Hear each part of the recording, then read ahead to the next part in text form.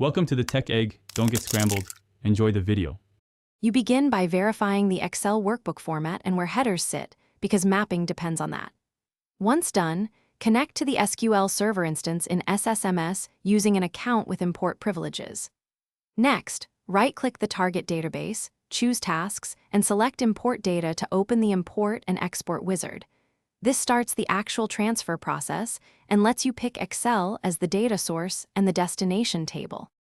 You now select the specific sheet or named range and confirm whether the first row contains column names, because wrong selection causes misaligned fields.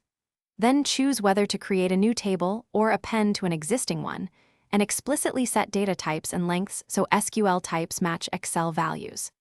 If needed, click Configure Mappings or use a source query to trim, convert, or filter columns. These middle steps prevent type errors and keep rows consistent before you run the import.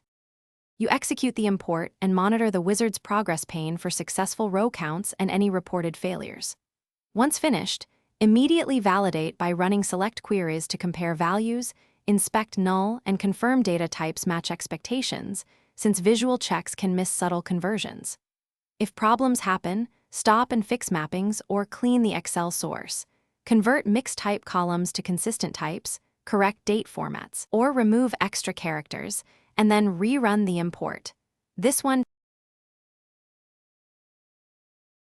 Thanks for watching. Consider subscribing if I helped unscramble your problems.